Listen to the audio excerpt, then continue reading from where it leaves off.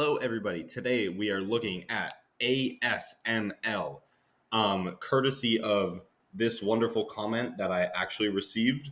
This is the first video I'm doing that somebody actually requested, so I really appreciate this guy for actually commenting and asking me to review a company. So ASML is a semiconductor company.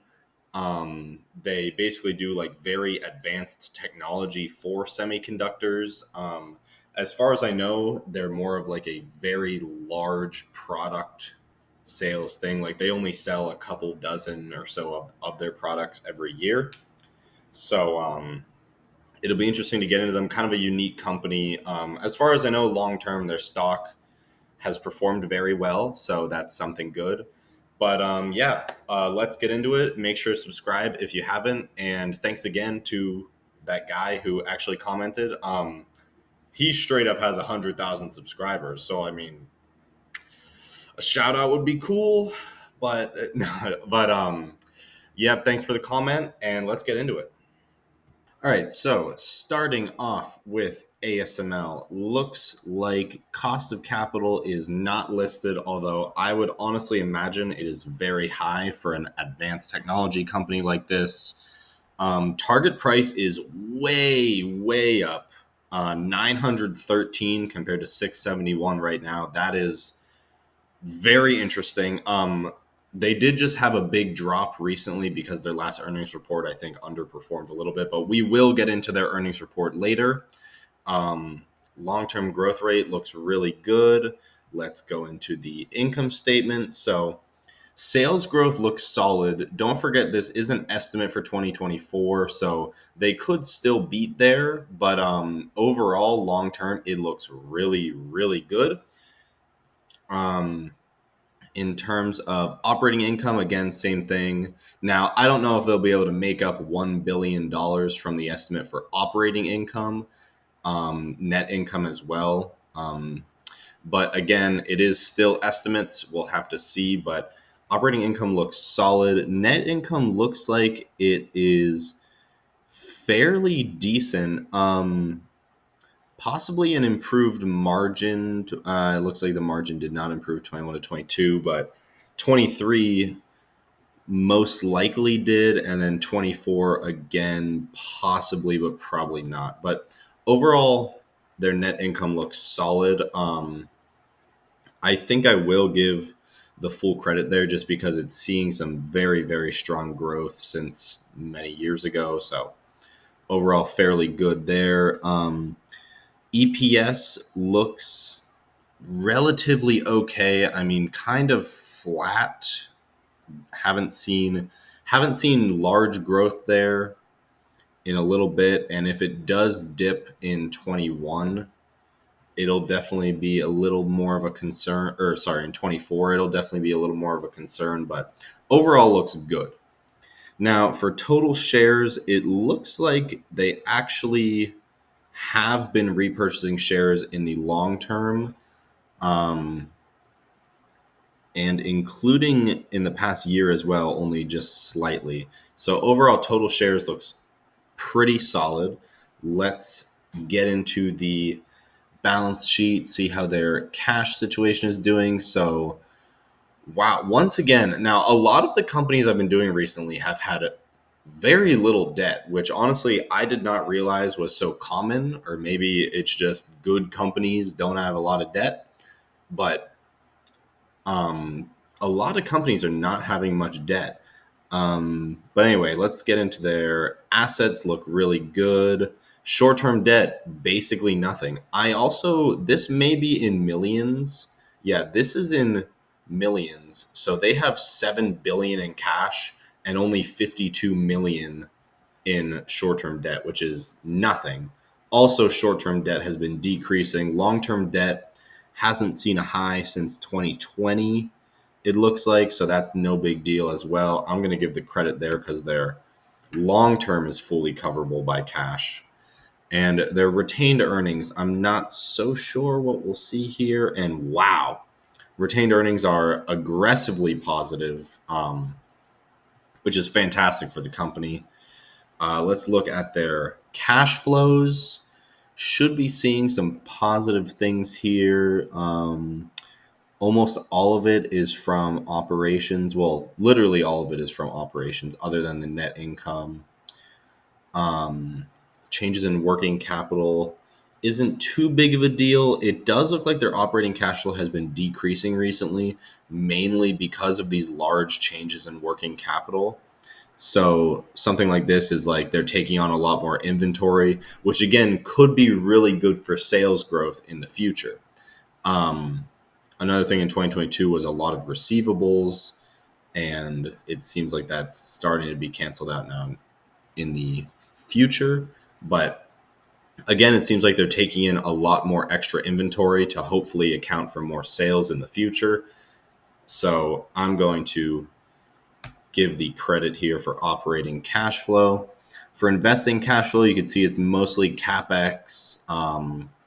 That's about it. No sales of fixed assets, which is good. A little bit of acquisitions, which is interesting. A little bit of other funds, but overall, just capital expenditures. It looks like they actually are going to decrease for 2024, which is something positive. But overall, investing cash flow looks good.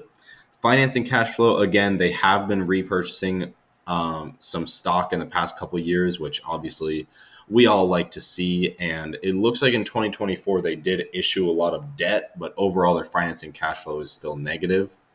So nothing too crazy there. We'll get into that debt in a moment.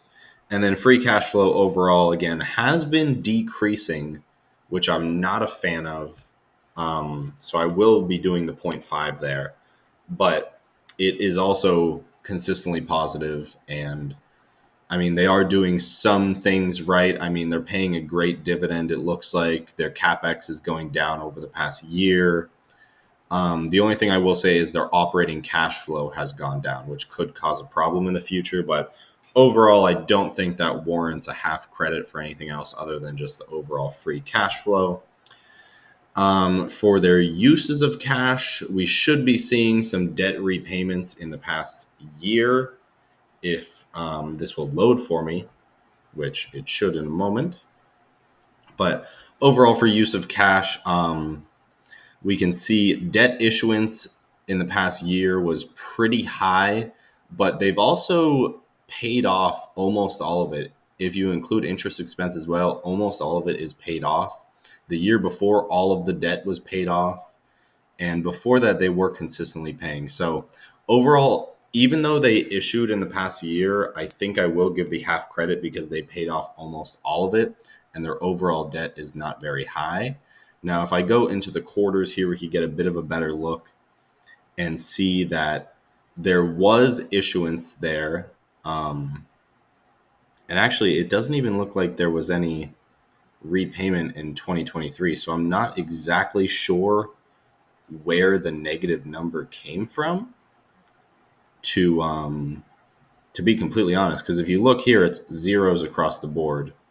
But if you go to the years, here you can see debt issuance 1 billion, repayment of debt 813 million. So if you want to go based on the years, it looks like they're almost breaking even with it. But other than that, it was on the quarters, you didn't really see anything there. But overall, anyway, repurchasing of stock is obviously fantastic for this company. I am loving it. Hope it continues. I'm sure it will in the future. Let's get into the ratios here. SG&A, I would think, wouldn't be too high, and it's looking pretty good. Below average for the past year, which is good. Again, SG&A is an expense ratio, so the lower it is, the better. So overall, looks good there. Generally, what I want to see is below their 5-year average. Net income is high for this quarter, above their average, which I am liking. ROA and ROE are both, looks like ROA, both of them are significantly above the 5-year average, which once again is really, really good. And their long-term debt to total equity is 35%, which is fantastic.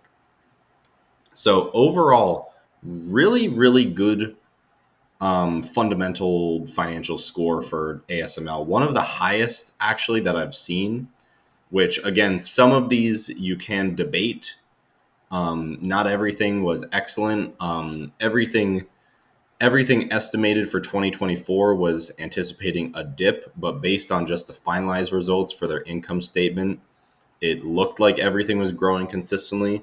But if you want to take into account the estimates, you can say that some of these could be considered half credit or lower. I'm going to keep them at full though, but please just keep that information in mind. So overall, if we scroll down to the bottom, ASML got a 95, which is very, very high for this scale. That's actually the third highest I've had, which would put them right below NVIDIA and Meta, which is fairly interesting, just above HIMS, which was also another very, very solid company. So now let's get into their earnings report. So they actually didn't have much overall information here. This is all that I was able to see.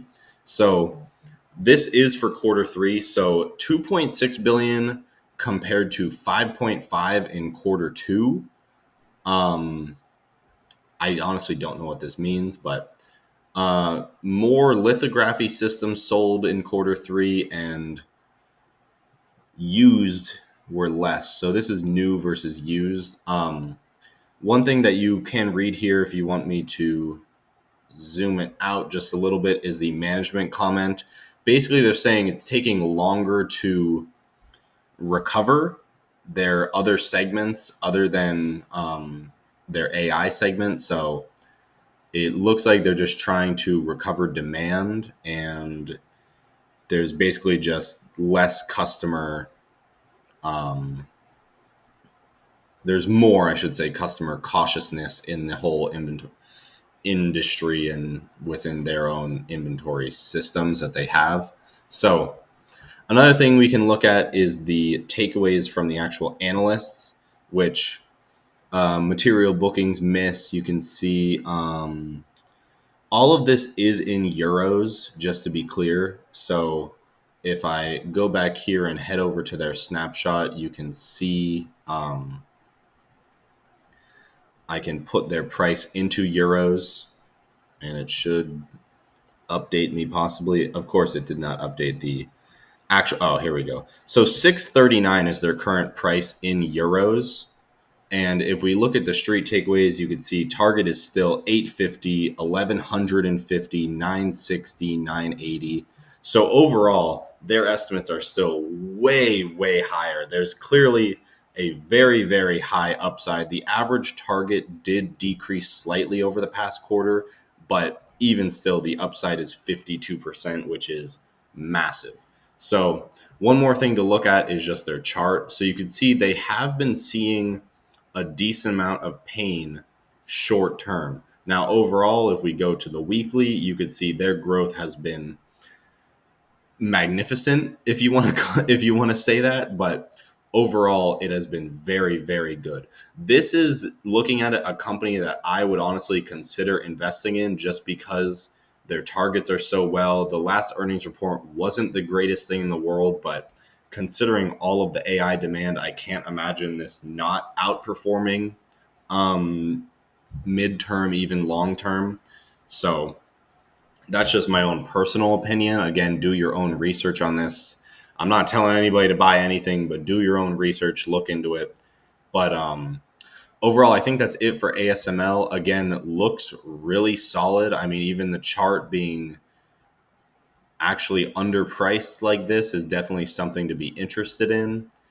And again, that target price of well over 900 compared to the 660 that it's at now is definitely fairly attractive. So overall, that's it for ASML. Hope you enjoyed. Hope you learned something. Make sure to subscribe, and I will see you next time.